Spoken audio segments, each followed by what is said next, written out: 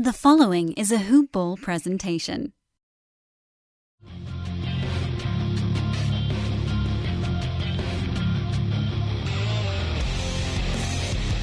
Welcome to the Fantasy NBA Today podcast. Poor Adrian's got to listen to me coughing up a lung over here before we go on air. I'm fine.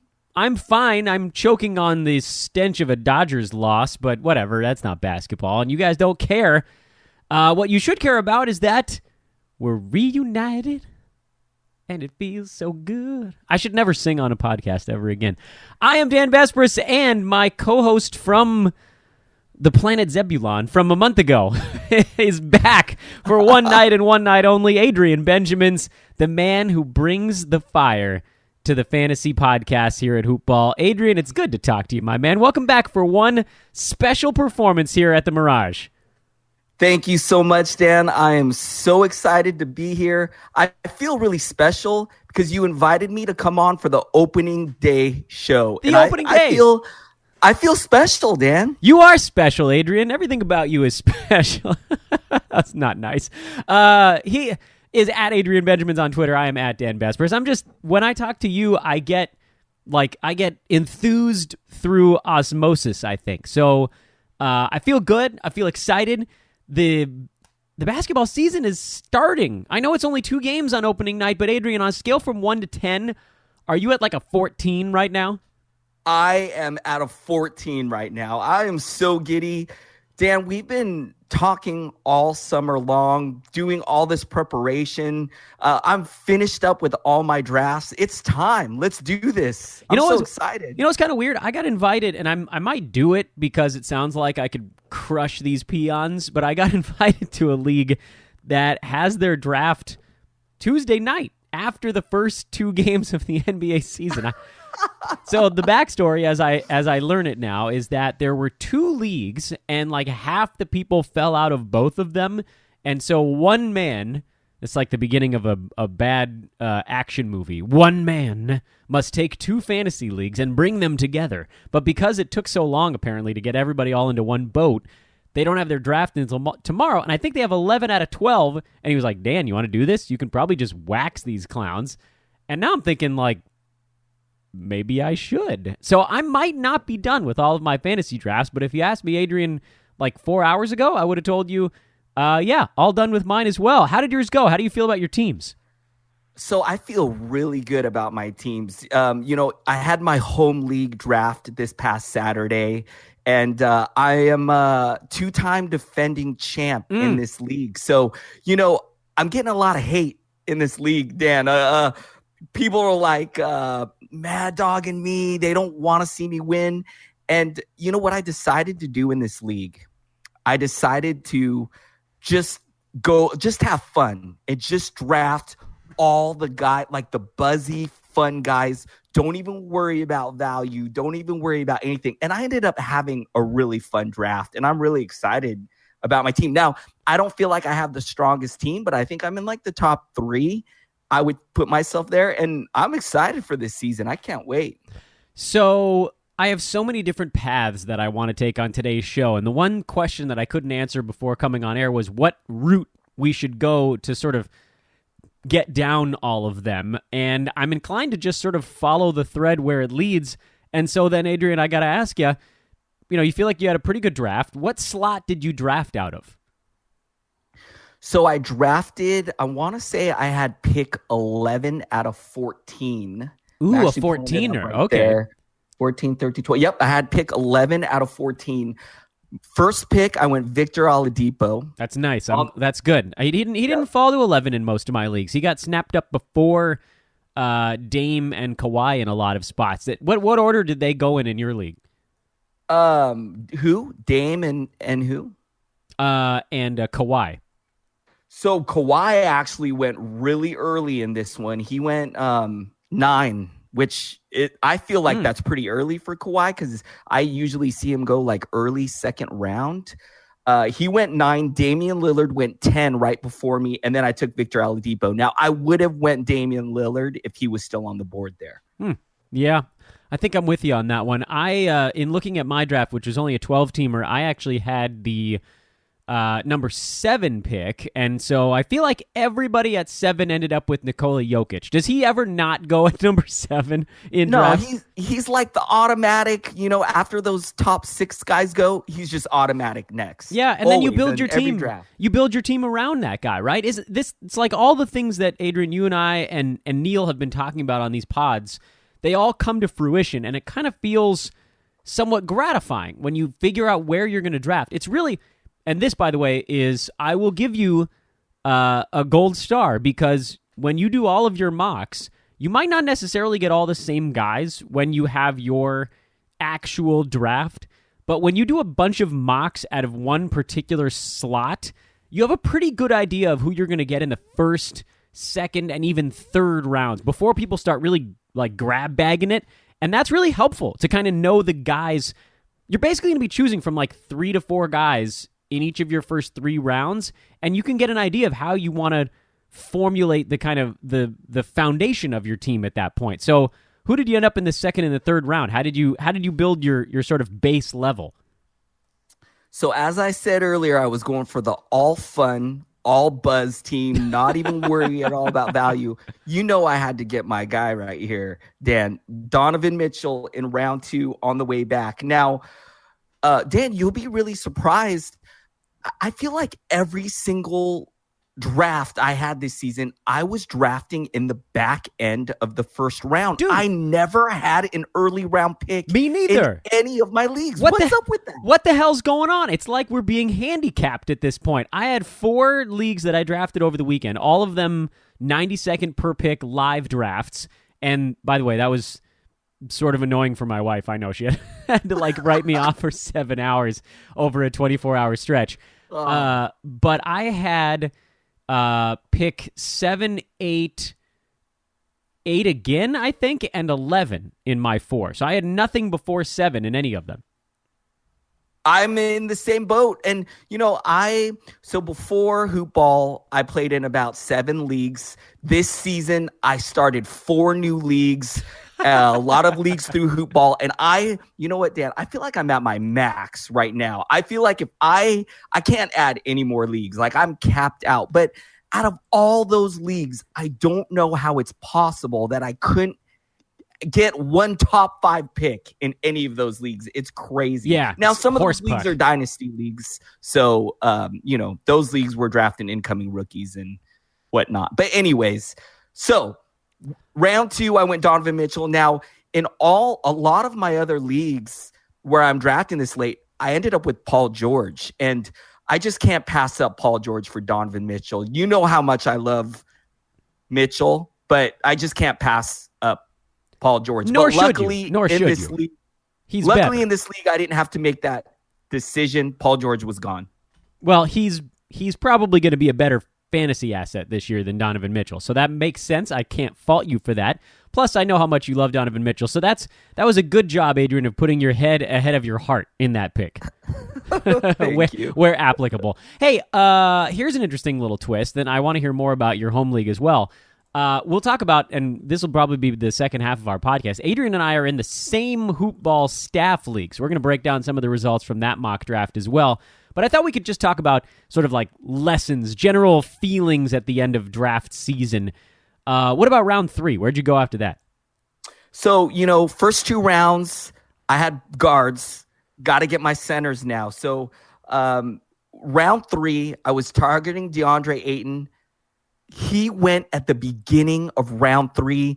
Dan, the price on this guy has been absolutely insane for draft season. I mean, way early during the summer when I was doing my mocks, this was a guy that was going like the 8th or 9th round.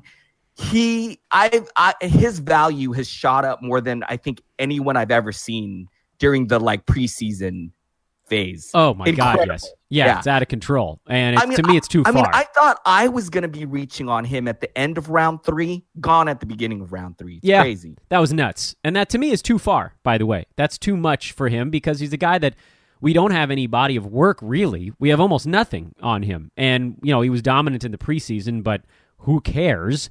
And we don't know if he can shoot free throws. I mean, he might end up in a that bucket of Gobert's and Capellas and Drummonds in that zone where, heaven forbid, he shoots like 67% and takes a boatload of foul shots in a standard, category-based league. That's the type of stuff that is almost impossible to overcome. Drummond put together the kind of weird, like magically transcendent season last year that allowed him to be number 22 in 9-cat, despite making 3 out of 5 free throws every night, because he had 15 points, which was good enough from a center, 16 rebounds, and 3.1 combined defensive stats, on top of 3 assists from the center spot. I don't know that we can expect that type of line from Ayton, beyond like the fact that he's missing free. To me, he was fun when he was going around 40, and now he is a total avoid if he's going at 26. That's crazy. You can get, I know we're going to talk about our staff league in a little bit, but in general, you can get guys like Drummond and Gobert and Capella and Draymond Green and Bradley Beal and Donovan Mitchell. These guys are all going near that point. Wouldn't you want to have a guy where you're like, oh, I know this dude is going to be a top 30 guy. I don't have to put a question mark after it. Yeah, to play it safe, it's much smarter to just grab the guy that you pretty much know is going to finish right there. I think, man, everyone is just enamored with they have this idea of Ayton. We see in the preseason shooting well from the outside. He's got a nice inside touch. So it's like, okay, the shooting percentages might be there. One of the knocks on him coming into the draft was that he didn't play defense. He blocked some shots this preseason. So now you're wondering, am I going to get blocks from this guy? So, if he's going to give you the points, the good percentages with blocks, I'm wondering if he's going to be a low turnover guy. So I think a lot of people just get so tantalized by him. They just forget about the safe guy. They're just seeing stars. They're seeing stars, man. And that's fine to a certain degree, but to me, a best case scenario for Ayton this year is 25. That's like everything perfect. And if that's where he's getting drafted, then there's nowhere to go but down. That's a perfect scenario. You draft a guy for his perfect number, there's nowhere to go. There's a whatever percent chance he actually hits his mark, but then there's this massive other chance where he's number 26, 27, 28, whatever, all the way down to whatever it turns out to be, I guess we'll say at the end of the year, or even potentially farther than that. And there's sort of like a bell curviness to it, where the most likely scenario is that he ends up somewhere in the middle of that window. So no, thank you. You guys know I'm not a particularly adventurous sort, but that to me, I'll take my adventures, Adrian, when it's like Chris Paul. Okay, there's I think a good example of an adventure I was willing to take. I took Chris Paul in my 12-team draft, and I talked about this on yesterday's podcast, but he went sort of middle of the second round. I think I ended up getting him at pick number 18. And so for me, there's a massive injury risk there. But at 18, for a guy that on a per-game basis is a top 10 fantasy player, he really only needs to hit 65 games to get to that 18th rank. That's basically where he needs to be. If he plays 63 to 65 games, he'll be a top 20 guy. And any game he plays over that, if his hamstring lasts one extra freaking game in the month of February, then I've got a top 18 guy, and then a top 16. And if he plays 75 games, then he's a top 9 guy. And to me, that's a risk that's easier to take than someone like an Ayton, where even if he plays all 80 games, you still don't really know what you're getting out of him. So that's just the kind of risk that I'm willing to take, but I realize that's not for everyone. Sometimes you want to take the guy that is a little bit buzzy, but it's got to be about value at a certain point, right? Yes, absolutely. And, I do own a few shares of DeAndre Ayton this season. I got him in one of the Hoop Ball Reader leagues. So I am really excited to have him in a few leagues. But it was just crazy to see his value jump so high at the end of this draft season, and to miss out on him in my home league. In our staff league, the same thing. I know we'll probably touch on that next, but I think he went somewhere in that third round as well in our Hoopball staff league. Yeah, so, he went wild. I think he went at 26 in that one. So super duper early. Hey, Adrian, I have interesting news for you. Do you want to know what it is? Yes, sir. What's going on? You have a coupon code. Did you know that? Yes, I did not know that. Well, here we go, because technically every guest, and I'm putting quotation marks around that, on Fantasy NBA Today has a coupon code for $3 off any product over at hoop-ball.com. I would recommend the in-season premium membership, because you've probably had your drafts already, and hence you probably no longer need the Hoop Ball Draft Guide, which was freaking awesome. The in-season premium membership is just as awesome. You get to talk to pros live every night with whatever questions you might have on whatever happened during the day. You got weekly waiver shows with Aaron Brewski telling you who to pick up and drop. Weekly lineup shows with Aaron and oftentimes myself, helping you set your weekly lineups in fantasy sports. You get the ad drop written stuff. All premium written content will come at you, DFS as well. And it's $3 off, thanks to Adrian, with coupon code SPIDA. SPIDA. That felt fitting, doesn't it?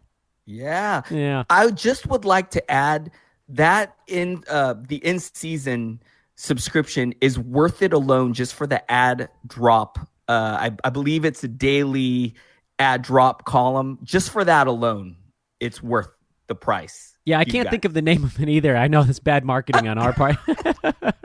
Yay, for podcasting. You have to do stuff on the fly, and if you didn't look it up beforehand, you look like a dummy.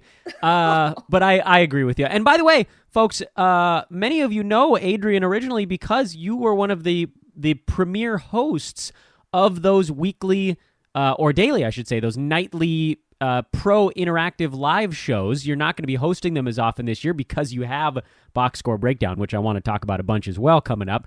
But you're still organizing all of the brains that are going to be on it. That's sort of where you cut your teeth here at Hoop Ball.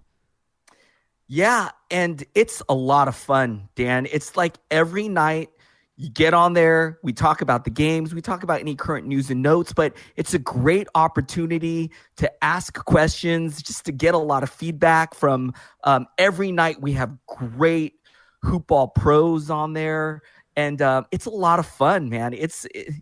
It's great, and I had a blast. I'm really hoping, you know what, Dan? I'm going to make an effort to get in some of those shows for the season, just because it's Good luck. Much fun. Good luck. You got a lot going on these days, and I want to talk about that next. Box Score Breakdown. Adrian Benjamins, you and Neil Rochlani, after helping me this offseason with Fantasy NBA Today as co-hosts, you guys handle all of the Friday shows for May and June and July and August here. You took care of the shows when I finally decided that my Iron Man streak was more stupid than it was fun. And now you guys are doing your own show. We talked to Neil about it last week, and all he kept saying was, well, you know, I'm trying not to be I'm trying not to weigh it down. Adrian can soar, and I'm trying not to weigh him down because, you know, we love our buddy Neil. He's going to talk very low about himself. But you guys are both outstanding, and I just really want everybody to check this show out. Can you give folks just a quick rundown on what the Box Score Breakdown is? Yeah, well, so I, first of all, am really excited about the show. I have really high hopes for it. I take great pride. Secondly, I really enjoy talking to Neil. We've really developed great chemistry. I feel like, you know, I'm a little crazy. I buy into a lot of hype, and I'm a little nuts, and Neil's a little more grounded. He's a little more reasonable. He kind of brings me back down, but I feel like that partnership is great, and we have a lot of fun. So, Dan, you know, I like to have purpose in everything I do. So when we were first thinking about the box score breakdown show, I was thinking to myself, well, what is this show? What's the purpose of this show? What are we going to be doing here? So I kind of have some ideas that I wanted to run by you. Mm-hmm. So first purpose that I was thinking of is we want to bring the information. So, you know, I feel like this show can be something where if you happen to miss what happened the night before. You can tune into the box score breakdown show, get all the information you need. It's a fantasy show. So we're looking at everything from a fantasy standpoint, but I want you to be able to listen to the show, and basically you'll get all the insight from every single game, who to pick up, maybe who's not doing so great, who to put on your watch list. I just want it to be, just to get a lot of information from the show. So that's the first thing. That feels pretty reasonable. I'm assuming that thing number 2 is a nightly update on Jaren Jackson Jr.? Kind of. Purpose number 2, or goal number 2, I really hope we can be entertaining, because, the whole purpose of fantasy is to have fun. I personally love fantasy because it kind of helps me escape from, some of the daily, the politics from your day, or I don't know. And so I love to have a good time. I play fantasy for fun. I hope that the show kind of reflects that. I always try to bring positivity. I hope not too much, because I know sometimes that can be overbearing, but I just really enjoy playing fantasy, and I'm excited about it. And so I hope that we can be entertaining, because Dan, I try to soak up as much information as I can. I'm on a computer all day, so I'm always listening to other shows. And, there's some other shows, I won't name them, but there's some shows that are a little kind of boring, and I don't want to be that show. So I really hope that we have fun, and that the listeners enjoy listening to the box score breakdown show. I would be flabbergasted if you guys, and by the way, we'll all get our bad podcast reviews. They happen regardless of what we do. I have a handful of them as well. Some of them I've read through and thought, all right, maybe this is something I can make an adjustment on. And other ones I thought, you jerk, because sometimes they just want to vent a little bit. I would be flabbergasted if you guys ever got a negative review that said they're not entertaining enough. If there's anything that Adrian, you in particular, and Neil is like big-time numbers guy, you guys are such a perfect pair, because you're an energy man. And as I already said, when I'm podcasting with you, I get more energized. When you and I finish podcasting, Adrian, my voice is exhausted because I just get I get too excited. I do the whole show at this higher octave, and then I realize, oh my God, Adrian got me all jazzed up again. So I don't think you have anything to worry about on the entertainment front, is what I'm saying. Last note that I have as far as, our goals and purpose, we want to help you guys dominate your league. If I want the box score breakdown listeners to be the most dominant fantasy teams in the nation, I feel like if we're not helping you guys win, we're not even why are we here? Right? We're not doing our job. So I want, at the end of the season, I want to hear everyone say, thank you guys so much. I finished first. I dominated my league, and you guys helped me so much. Dan, I got a funny story. A couple years ago, I was working at this place, and they decided to do a fantasy basketball league. There was a girl who I worked with.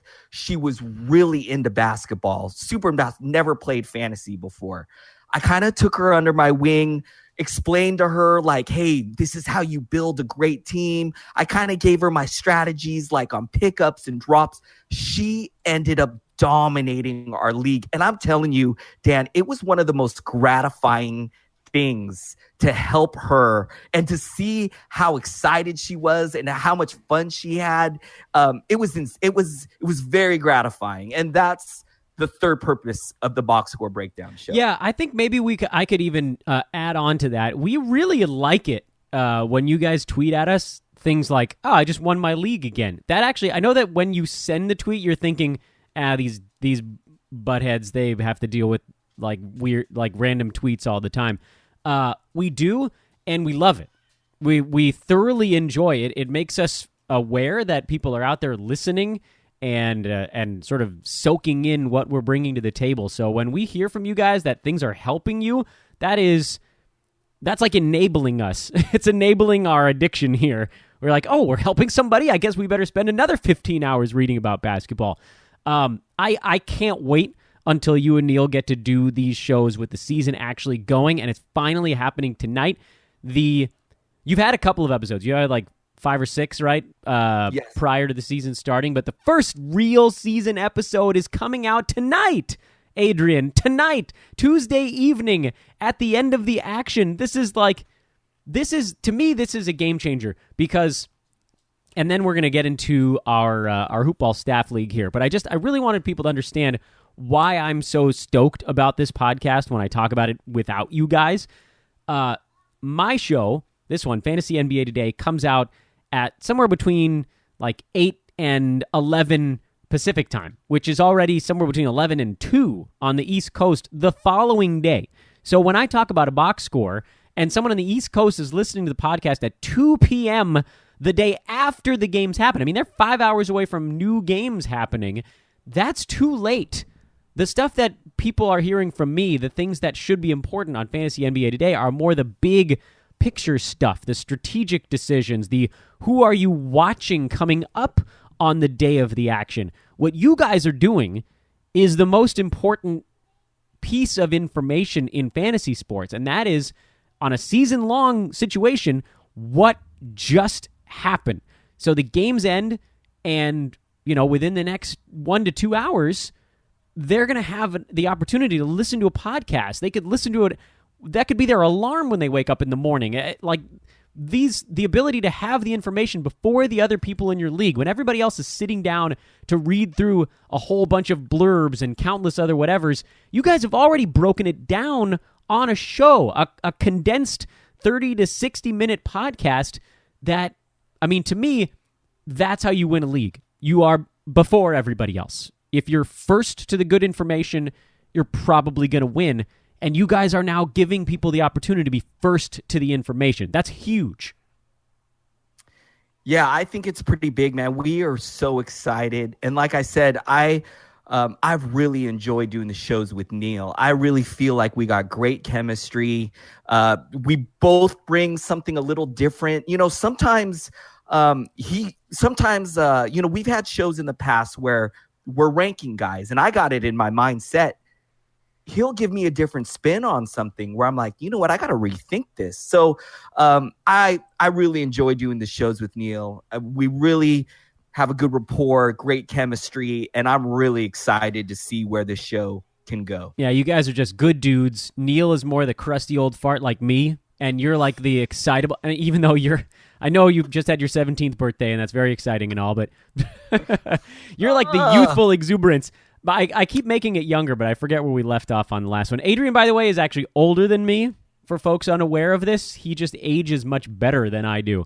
Dan, fantasy is a young man's game. I only got a couple more years left, and I'm gonna have to hang it up. So I'm trying to cement my legacy right now. You and me both. Like, I feel like LeBron right now. I'm like in the home stretch of my career because I've only got a couple years left in this game because it's a young man's game, Dan. Yeah, much like LeBron, Adrian also pours $1 million into his body every year. That's where that's where you and here are the same. Meanwhile, I think I pulled a muscle in my neck from podcasting too much. So, yeah, that's rock bottom, by the way. I hope you'll join me down here. Okay, enough about box score breakdown. I think everybody should check that out. I hope you guys will. It's outstanding. You're going to love it. You're going to add it to your list of podcasts. Listen to, again, SPIDA, SPIDA is Adrian's coupon code. We have coupon wars going on, by the way, so if that coupon code gets used more than all of the others out there, then Adrian gets an Amazon gift card, so you can do that for Mr. Benjamins here as well.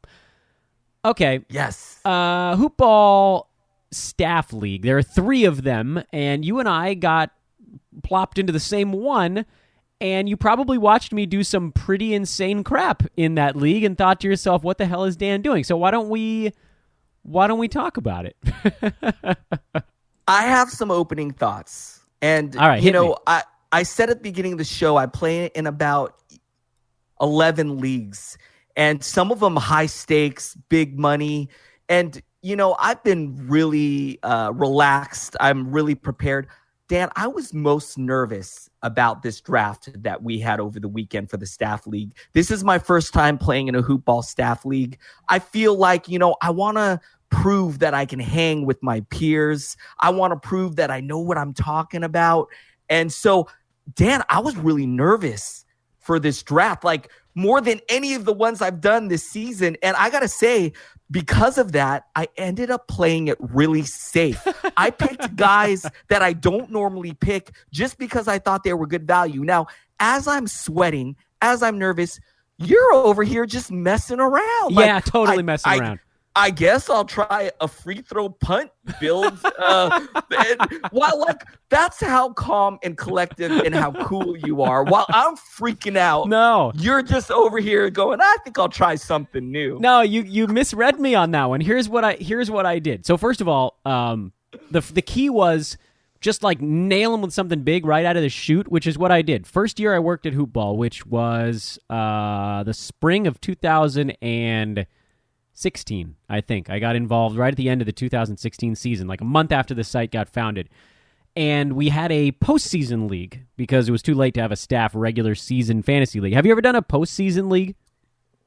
I have, but tell me if this is the same thing. You're not allowed to make any pickups and drops. Is right. that correct? You just draft your whole team, you set them all out there, and you just watch. And I won it.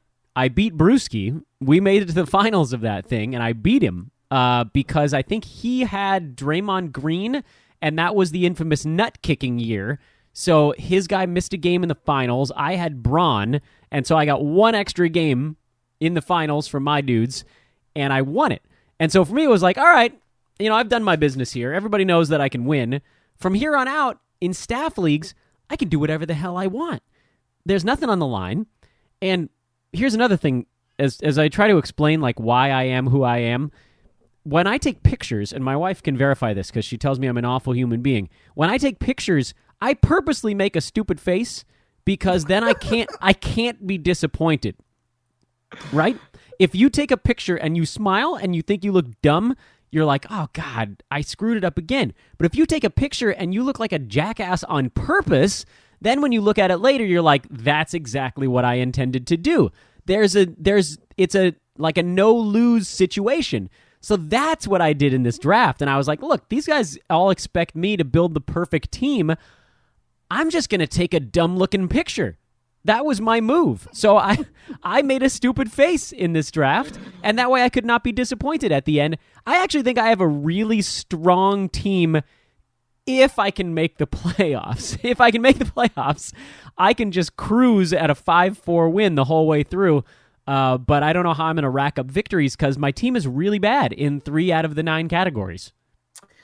I would like to apologize because I don't want the listeners to think you were just completely like messing around as a joke. I just meant that as I felt pressure to try to draft the greatest team of my life because you felt like it was a good time to just try something that you haven't done yet this season. And I just love how relaxed and how cool and just how like on the fly you can be like, well, LeBron fell to me here. Why not? Let's just try a new build. I mean, I just love that you had that mindset. For that my thought was here, it's a free league. It's with dudes I know and like, and if I lose, whatever. But if I win, maybe this is something that I can build into a future strategy in a head-to-head league. I'm not in a ton of head-to-head leagues. I mostly do roto, so this was an opportunity for me to try a few things out. I actually got screwed by someone else's auto pick in round 2, but we'll get there in a minute. Round 1, by the way, Adrian and I also drafted right next to one another. I had number 8 and you had number 9 in this league. So it's kind of funny that you drafted like a Dan Besbris team and I drafted a little bit, not an Adrian team because you're not a big punt guy, but like more of a weird team. I had Braun at 8. You took Dame at 9. I decided to go punt free throw after you took Dame at 9. What was going through your head at that point? Well, I'm looking at the draft results, and I see now that Kevin Durant went after me at 10. I didn't realize Kevin. See, Dan, this is how off I felt, is that I didn't even realize Kevin Durant was still on the board. I've been so locked into Damian Lillard at that like 9 spot, but I own probably in half my leagues. I own Damian Lillard because I'm drafting in this spot. Automatic. I love him. Finished, I believe, somewhere near 6 or 7 last season. I think he's in primed for another solid year. I don't see much change to his minutes or his usage. I think he's going to be great. I was really happy to get him at 9. Were you considering building sort of a small man team at this point?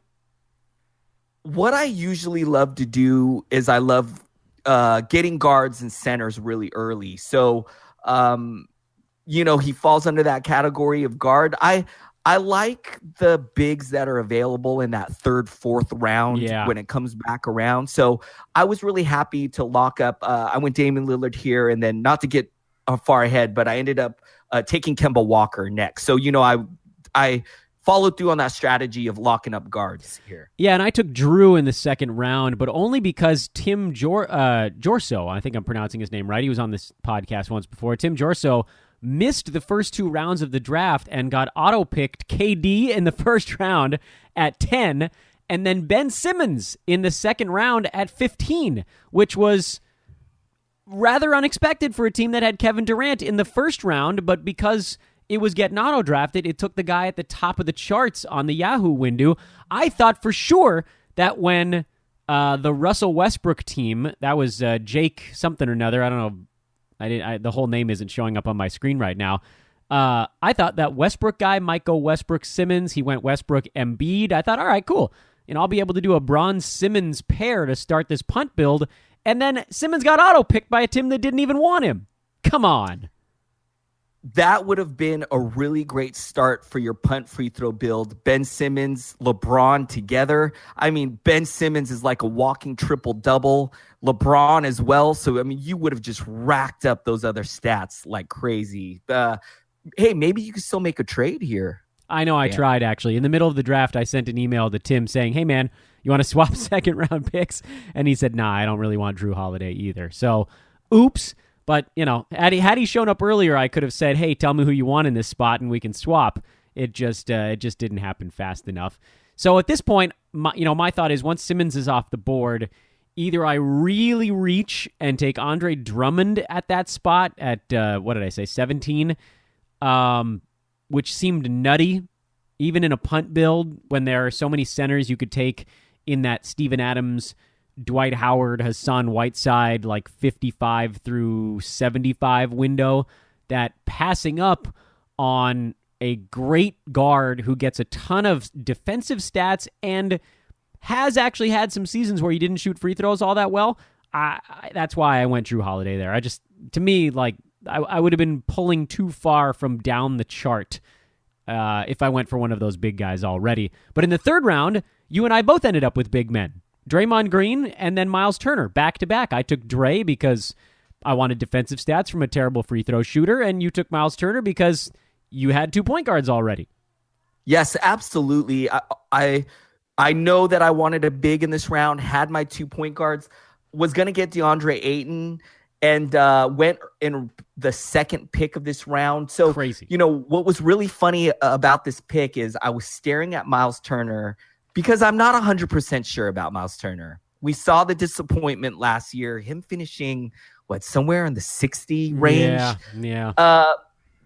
Hasn't had like a crazy preseason. He hasn't blown the doors off this preseason. So I literally took my entire clock staring at Miles Turner, Jared Allen, John Collins. Didn't know what to do. And then as the clock ticked down, I just went with Miles Turner. I don't own a lot of him. So I was just like, you know what? I do believe in Miles Turner. I need to own him. I got to get him here. So I just went for him. Yeah, and honestly, for me, Clint Capella went off the board. In fact, it went Gobert, Capella right before me. The 2 guys I had in my queue wiped out in the 2 picks leading up to my own. So Dre was sort of the only choice. I know he's not a great field goal percentage guy, which doesn't fit your traditional punt build, but when you pair him with Drew and LeBron, suddenly I have a punt free throw team that's actually pretty damn good at passing the ball. And I still felt like in the 5th, 6th, 7th round, I could probably pull one of those, mega dunking centers to really shore up the rebounding and the field goal percent. And as it turned out, once we got to round 5, that did come through. Who'd you get in round 4? So round 4, wanted to lock up another center. Center's one of those positions that dries up really quickly. I went Jared Allen here. Now, I had a brain fart because this is a head-to-head league. The Nets have one of the worst schedules for the head-to-head playoffs, and I ended up with 2 Nets on my team. I think I know who the other one is. Can I play that? No, I'm not going to play the guessing game. I was actually surprised you didn't take the guy that I took right behind you, which was LaMarcus Aldridge. Yeah, with the DeJounte Murray injury and the Derek White injuries, it seems like he's going to still have a really big role. Where does this put him here? This was pick 41. I thought I was getting a pretty good deal on him there, but we both went big man, and I actually didn't take a guy who couldn't shoot free throws. I just felt like he was so good at 41, I had to grab him. I think that's great, and looking back, I probably would have rather have gone that route. Also, Mark Gasol was still on the board there as well. But, I do feel like Jared Allen maybe will be a little bit better in blocks. And I was kind of hunting blocks here. I do like what I've seen from Jared Allen in the preseason. I feel like he's primed for a really good year. Just a little bummed that I believe during the fantasy playoffs, the Nets go 3-3-3, which is not good. Yeah, I think I ended up with too many Chicago Bulls on one of my other teams also. Yeah, you got Miles Turner and Jared Allen back to back. That has the possibility of 4 blocks per game between those guys. So that shores up a category for you in a big way. Neither one of them is a bad foul shooter, so it doesn't really put a hole in you in that one. It seems like looking at the way your build has gone so far, the only thing your team is really truly weak at this point is rebounding, because your big men probably don't grab more than about 7 or 8, maybe steals, I guess. You could argue. What were you thinking once you saw your top 4? I was pretty happy at this point with my top 4. There were some guys that we'll talk about at the end of the draft that I targeted for rebounds that I've got my fingers crossed are going to pay off. They're flyer type guys that I think could help me in rebounds. So I wasn't too worried about the rebounding at this point. I was just really, blocks I feel are the toughest stat. And so I was really just kind of focused on that. And I'm really hoping Miles Turner and Jared Allen bring that. Yeah, that's where you and I definitely overlap. I know that Adrian and I don't agree on all the players, but when it comes to just being able to grab points really quickly, blocks is the way to go. I mean, you put 2 good shot blockers on your team, and you can run that category, because a lot of people just forget to do it. And you were not satisfied with 2 solid shot blockers, because your next 2 picks in round 5, you went Jonathan Isaac, and in round 6, you went, who is this guy? What's his name? Who did you pick in round 6? JJJ, Jaren Jackson Jr. That's my guy. And, I got a lot of harassment in our chat room. That's when my I fault. took JJJ here, which, hey, I deserve it. People were like, Adrian, this isn't a dynasty league, right? I was like, hey, what? Hey, one of the lessons that I learned this year, Dan, is what seemed to happen in a lot of my drafts is I would get sniped on guys that I had my heart on, like right before I'm about to pick.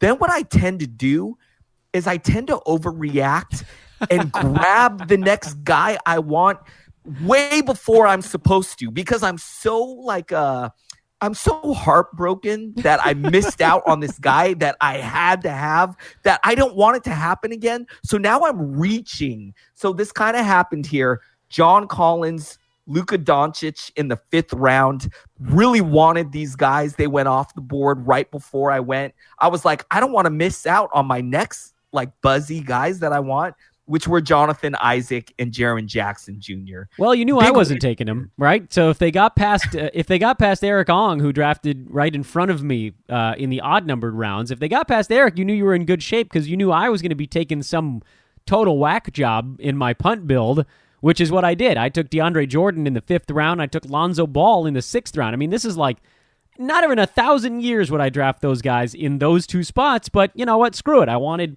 my big field goal percent center. DeAndre Jordan locks that up. Big time rebounds. A couple of, a little bit of steals. Decent shot blocking numbers. No turnovers. I really want to win turnovers also, by the way. Don't tell anybody. And then Lonzo Ball in round 6. So I think his turnovers will be better because of playing alongside LeBron James. I also grabbed my second Laker at this point in the draft, which is all fun for me as well.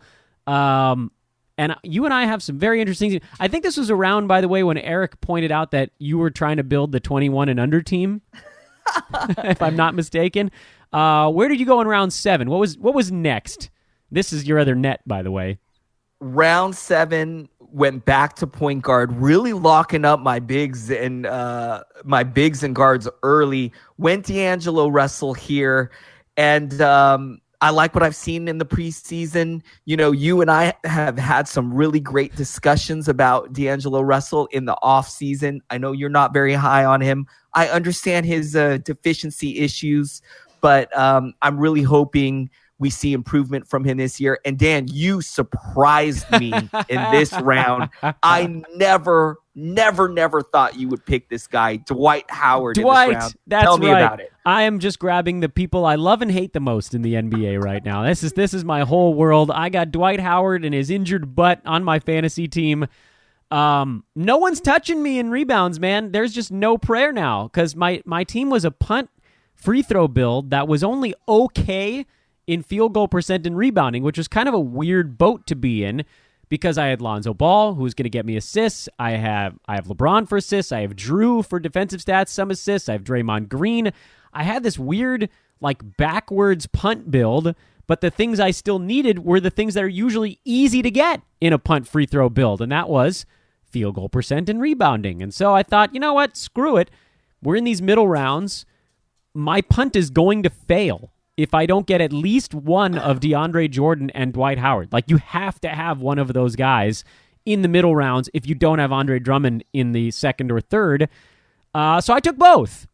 At this point, nobody will touch you in rebounds, Dan. No. I mean, LeBron James, a great rebounder. Draymond Green, a good rebounder. You took LaMarcus Aldridge, then DeAndre Jordan, now Dwight Howard. You're lapping the field in rebounds now. I'm cornering the market. I'm selling rebound futures at this point in the draft. But I figured, so at this juncture, I had two different paths that I was trying to figure out what I wanted to do in my mind. I knew I was punting free throws, so that was all set in stone. If you're going to punt free throws, you basically have to win field goal percent, blocks, and rebounds. Those three you have to win if you punt free throw percent, or it's not worth it. You got to win 3 if you're going to give up 1 every week. That's the way the math has to work on this one. But then beyond that, my thought was, okay, what are the additional things that I need to win?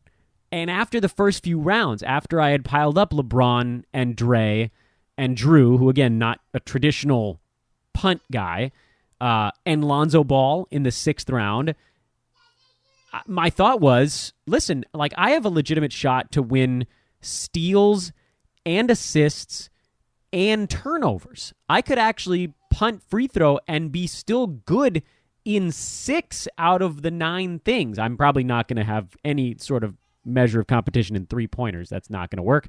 And scoring. I'm not going to win scoring either.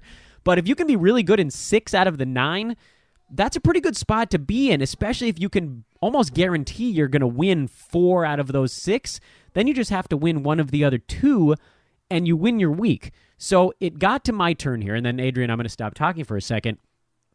I had LeBron's a high turnover guy, Drew Holiday, medium, Draymond, medium, LaMarcus, low, DeAndre Jordan, low, Lonzo Ball is a question mark this year. I don't know. Dwight Howard, relatively low. So this is what I was weighing at the end of round 7. I just wanted people to know sort of what my psyche was sitting on at this point.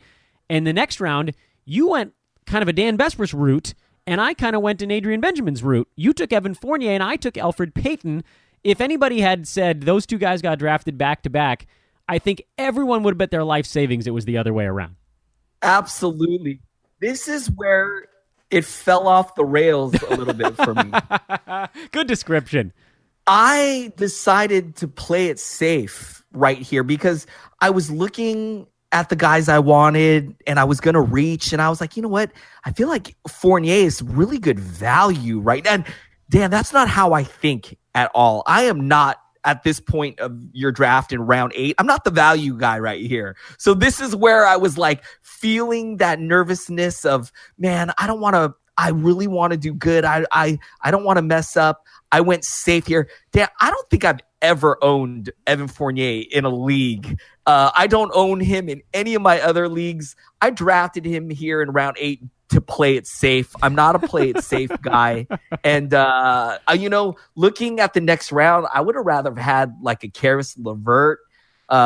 There's other guys I'm looking at now that went later that if I could, I would rather have some of these other guys. But I just was so nervous. I wanted to play it safe. Yeah, and Elfrid Payton, I figured I was getting a guard who could rebound, assist, and steal a little bit. And so that allowed me to continue in this kind of, maybe I can still be good at assists and steals and maybe turnovers, depending on what I do from this point forward.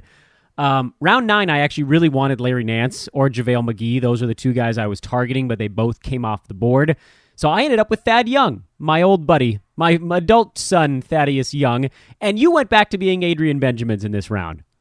Yep, absolutely. And just like you, I really wanted Karis LeVert, who went off the board earlier. Larry Nance was the guy I would have loved to take in as well. I would have taken him. I went to Aaron Fox here. Pretty risky. I know your rule, Dan, no kings allowed. I decided to break the rule here. Round 9, I don't know. I just really wanted to lock up point guard at this point. I already got a bunch of good ones, but I don't know. I just went to Aaron Fox here. Yeah, I actually have a De'Aaron Fox share in another league of mine that's very points based. So I ended up punting turnovers and field goal percent now. It's an 11 category league, so it's not one that I talk about on air very much because it's a pretty weird league. But I do have him in one, and I think he'll have an okay season. And in head-to-head, you can get away with stuff like this. I wouldn't touch him in a roto format, but depending on build, being good in 6 or 7 out of the 9 categories in head-to-head is often more than enough to actually win you a league. So there you go. Team Benjamins goes Mario Hezonja in round 10. I took Andrew Wiggins, which I think if you're in a punt free throw build, ending up without Andrew Wiggins would be pretty weird. Tell me about Mario Hezonja.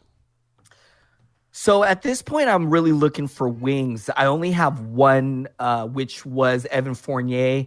So I'm really looking at wings here. And there was a run of wings that went off right here with you taking Wiggins after Rudy Gay, Trevor Ariza, Rondé Hollis-Jefferson. So I really like what I saw from Super Mario last year when he got the minutes in Orlando due to all their injuries. I really believe that the Knicks are kind of void of a lot of talent on this team. So I'm really hoping Hezonja can step up. Now, it does feel like somewhat of a risk that I'm taking here, but I like the pick. Looking back, I do like guys like Cedi Osman. I thought I'd be able to land him later. He ended up going before I can take him. Looking back, there's definitely safer guys like Trevor Ariza or Rondé Hollis-Jefferson. So I do feel like I maybe took a big risk here. In round 12, I ended up with Jabari Parker. You ended up with Cody Zeller. I'll tell you right now, the guys I was targeting here was Willie Cauley-Stein and Bobby Portis. They didn't make it back either. I sort of played my hand a little in reverse. Probably should have taken one of those guys in round 10 and hoped for Andrew Wiggins to get back. But I thought, you know what, Jabari Parker, probably going to be a low turnover guy. He'll probably score a little bit, which my team is obviously very soft in. And I really didn't have, for all of these weird, punt guys I had, most of them were center power forward eligible. Not that many of my guys were small forward, power forward eligible. And I thought, you know what? Let's throw Jabari in the mix. It gives me just a little bit more versatility in my lineup. I know, not that many days these days where you have to actually worry about where everybody is because the schedule is longer, so there aren't that many 12-game slates, but that was what was going through my mind here. I'm going to get some scoring. I'm going to get a little bit of versatility. Cody Zeller, actually, Adrian, I'll give you this. He's a guy that I liked in the beginning of the offseason, and then I just haven't really heard about him at all. But if he can actually stay healthy, he is their best option, much as we'd all like to say it's Willie Hernan-Gomez. Zeller is the better defensive player between them, which usually means he's going to be the guy on the floor. So Zeller has been my secret weapon at the end of my drafts. It looks like he won the starting gig in Charlotte. I actually, for me, it was the opposite. For you saying he was on your radar and then kind of fell off, wasn't on my radar at all. And then I liked what I saw from him in the preseason. Looks healthy. Put up some like nice double doubles with some blocks. Now he probably is going to hurt me from the free throw line, which I'm not too excited about. But at this point, we were talking about how earlier in the draft, I was kind of missing out on rebounds. I think I've drafted Cody Zeller at the end of every single one of my drafts. I think he could be a low-end double-double guy with blocks. There you go. I like it. Round 12, and actually we're getting to the part of the draft now where things get a little bit murky. So I'm going to chunk all these guys together. Round 12, I went Rajon Rondo, which I realize is probably more of a short-term play. He's not going to be the starting point guard there. But you know what? He fits the build. He's your traditional point guard in a punt free throw team. So, heaven forbid he ends up seeing his minutes go from, 28 to 22 over the course of the season. He's probably still going to be useful for me. Pau Gasol in round 13, big man that can pass, a couple of blocks. He might not last the full season on my team. We shall see.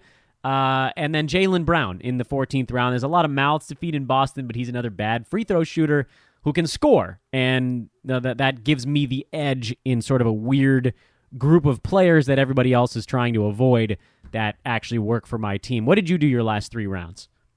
Last 3 rounds, I took Josh Jackson, a guy that scares me a little bit because he shows that we're not exactly sure if he can shoot yet, right? So that's a little scary, but I do feel like he can fill it up in steals, rebounds. I have seen him have some nice scoring games, so I know that it could be possible for him to be well there.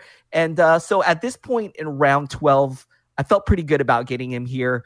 Round 13, another guy that I tend to get in my last rounds is Alex Len. He's let us down so much in the past, has injury concern with his ankle, but I like, kind of similar to Cody Zeller, I like what I've seen from him in the preseason. He's going to start the season for the Atlanta Hawks. I think he's got an opportunity to steal that starting gig from Dedmon. So I really love taking him late. I think, again, he can be a double-double guy with some blocks. So I was really excited to get Alex Len here. And then my last and final pick, I took Colin Sexton, which it just, I was looking at my ranking sheet and he was actually ranked pretty high for this point of the draft. But I'll tell you what, Dan, if I need to make a drop to grab a hot free agent, he'll be my drop. Yeah, we haven't seen a whole lot from him beyond just scoring so far, and it seems like, and I actually sent a tweet out about this on Monday when the Cavs extended Larry Nance Jr., which is, the narrative I've been trying to push on this Cleveland team is that they want to show they can win without LeBron James.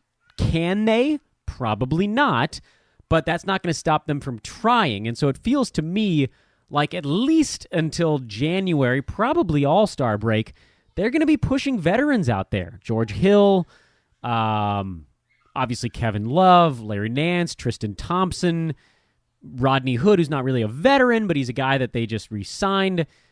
The guys like the Colin Sextons of the world are going to be learning a little bit in the early part of the season. I wouldn't be surprised, Adrian, if you dropped Colin Sexton and then if you got him back later on in the year. I think there's going to be that kind of dip where everybody wants him right now. He's going to get dumped a lot, and then there's going to be a point at which you start to see Cleveland fade.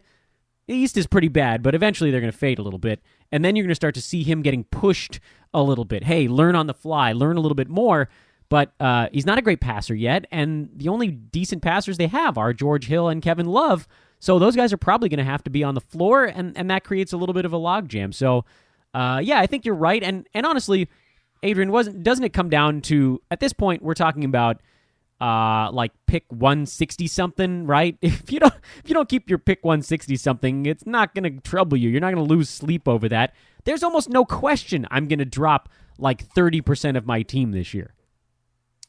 Yes, absolutely. And it's already been reported that George Hill is going to get the start, which as soon as I heard that, I really cooled off on Colin Colin Sexton. Not that I was like high on him or targeting him early. Even during mock draft season, I was taking him like in the last round. But my actual real hope for this round was I really wanted to draft Derek White, who ended up going around earlier. Put Derek White. I don't know if we have an IR spot in this league, but my plan was to move him to my IR and then work the wire. So that was my plan. But the great Eric Ong ended up taking Derek White. So at this point, I just kind of looked at my rankings, saw he was the highest guy available, drafted him. But I had in mind that when I go to pick up the first hot free agent, I was going to drop him. I got to get Eric Ong on this podcast at some point soon. We haven't done a show together in a little bit. You should get him on Box Score Breakdown. You guys got the Filipino love going on. Absolutely. I would love to have him on. When I very first started getting into fantasy, he was one of the first guys that I followed. And I still pinch myself that I get to play in leagues with him. He's great. And converse with him and pick his brain about, his theories and whatnot. It's amazing, Dan. I know that this is the universe right now, but it still blows my mind. And because you're an old man like me, even though you may sound and act like a younger human, I assume it has to blow your mind also that Eric Ong actually is in the Philippines. Like, he does all this stuff from the other side of the globe. The NBA is huge. He's so good at what he does, and he's so funny that when I started working with him and it was like, our internet connection is not that great here in the Philippines, I was like, ha ha ha, you're so funny. Oh, you really are there? Oh, awesome. Why didn't you tell me it's like 4 a.m. right now? Why are we doing a podcast? Yeah, it's sweet. He's an awesome dude. Hopefully he'll be on one of our shows in the not-too-distant future. And you can obviously get to know Eric more by getting the in-season premium pass. Look at that segue. Over at Hoopball, click on the premium tab, choose Go Premium, select in-season membership, and use the coupon code SPIDA to get $3 off. SPIDA. Adrian Benjamins loves Donovan Mitchell almost as much as he loves podcasting. My man, this was fun. We got to do this another time, even though we're never going to have time to do it again. Dan, thank you so much for having me. I can't believe it's opening day. The season is here, you guys. I'm so excited. Yes, that's what I'm talking about. Opening night coming up. Many of you probably will be listening to this after opening night has already started, but the show will be released beforehand. So, with that in mind, I say a massive thank you to Adrian Benjamins, who you can follow on Twitter by just spelling his name, at Adrian Benjamins on Twitter. I'm at Dan Besbris. I will take a second here at the end of the podcast to once again beg and plead with everyone, please, please, please subscribe to Fantasy NBA Today. That's the big one right now. This is the time of year where new people find the show, and every time a new person subscribes, that gives us an opportunity to meet someone else new and expand the reach of our podcast. And do the same thing for Box Score Breakdown. You're going to love it. You've loved Adrian here on Fantasy NBA Today. You're going to love him and Neil over on their podcast as well. Both can be found at Hoopball. And that is how I leave you. Enjoy opening night. Enjoy Kevin Harlan and Marv Albert on TNT. By the way, Adrian, the Kevin Harlan Fanatics.com commercial is way too intense for baseball apparel. I'm just going to leave that out there. Way too intense. Follow Adrian on Twitter. Follow me. Follow at Hoopball Tweets. Go get the premium membership. Enjoy basketball. We'll talk to you tomorrow.